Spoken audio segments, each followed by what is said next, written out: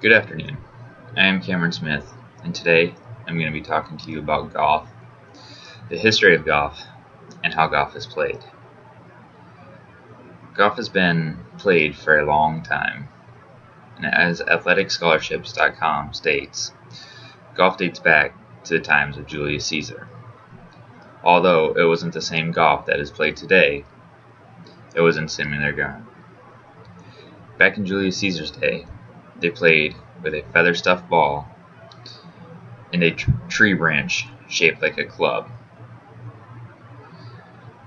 As it has been tracked back to China as well as the early years of 960 to 1279. And to trace today's game back to the way that it was played today, we're going to have to trace it back to Scotland in the year of 1457. And a funny thing about that is Scotland's King James II would outlaw the game of golf in Scotland because it distracted their military from training. Canada would be the first country to have a golf club in Northern America. This would be in Montreal in 1873. But to date back to when the United States had their first golf club, we'd have to look into the year of 1888 in Yonkers, New York, where this would have the first golf club and golf course, even though it was only 3 holes. This 3-hole golf course would actually got nicknamed the Apple Tree, as it started next to a huge apple tree and ended next to that apple tree. But we can also date back even further to 1743, as StreetDirectory.com states. In 1743, there is an actual shipping record of 96 clubs and 432 golf balls delivered from Leith, Scotland to Mr. D.D.'s in Charleston, South Carolina. But he didn't open a golf club, so that's why the first one was in Yonkers, New York. And today, people still argue over who's the father or founder of golf in the United States. It comes down to 2 people by the names of Johnny Reed and Charles McDonald. So a little history on both of those. Mr. Reed was the founder of the first golf club in New York,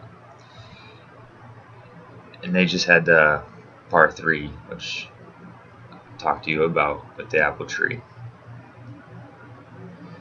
And Mr. McDonald, he was the founder of the Chicago Golf Club, which would also have the first 18-hole golf course in the United States.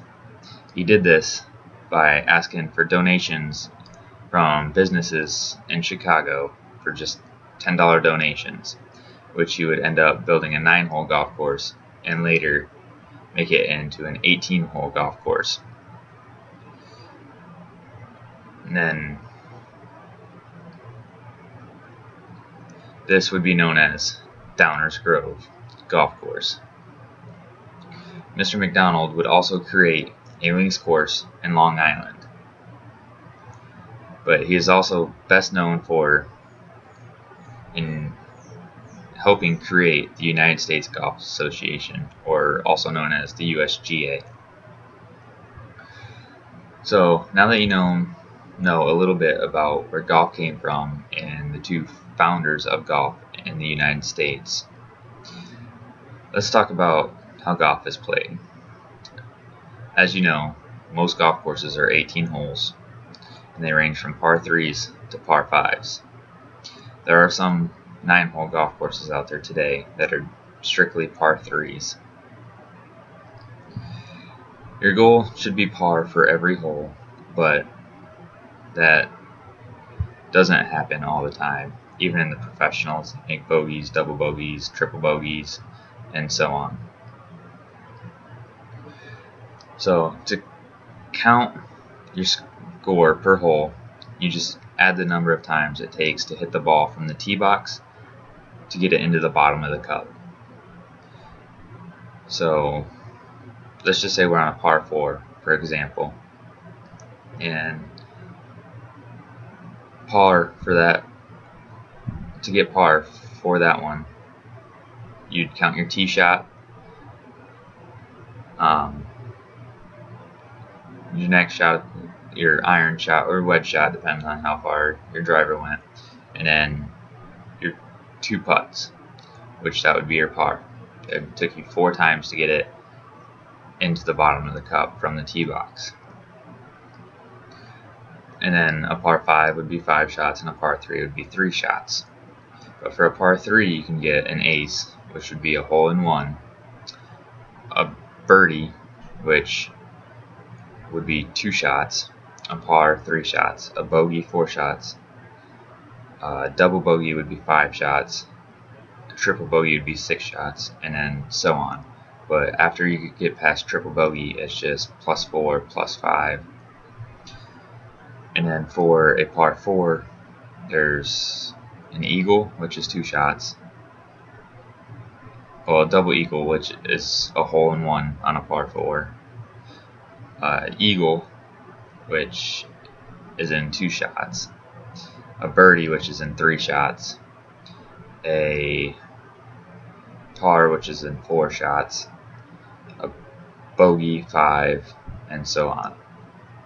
Then your par 5s, which you can hit a hole-in-one in there. You can also hit a double eagle, which is in 2, an eagle in 3, a birdie in 4, a par in 5, a bogey in 6, and so on. And then, of course, every course has its par, which is you just take all the pars and add them all together. And most of them range from a par 70 to a par 72. So, and also, when you arrive to the golf course and get your scorecard, the PGA.com reminds you to check your scorecard for any local rules that are on that golf course, which can be just the simplest things of this area is out of bounds when it's not marked with white stakes, which white stakes on any golf course means out of bounds, which you have to you have to replay the shot from where it laid and add a stroke. So when you drop your ball back down, that would be a stroke, and then when you hit the ball, that's another stroke. Then with a hazard marked with red stakes, you get to play the distance, but where your ball entered the hazard is where you gotta take 2 club lengths, and you can drop the ball there. So you get to take the distance, but you still have to add a stroke to your shot when you drop the ball, and then when you hit the ball, it's another stroke, of course.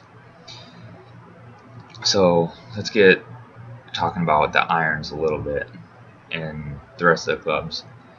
So the clubs range from a 64 degree to a driver. So just to break it down a little bit further, you have your wedges, which is 64 degree to pitching wedge. Your irons are 9. You can range from 9 iron to 3 iron. Some people do have 2 and 1 irons, which are very uncommon. I believe Tiger Woods actually plays with those irons. And then you have your wedges, your woods, your hybrids, and then your driver. So that's just an overview of the clubs, which the lower the club number, the less the distance you have. So the higher the club number, the further the distance. And just as Golf Digest states, the right equipment always helps, but it's not as if you need to empty your savings account to get started. Golf clubs can range from $200 for a beginner set all the way up to $1,300 just for irons. Now that we've talked a little bit about the history of golf and how golf is played and some of the irons, I'm going to let you guys go, and hopefully you enjoyed.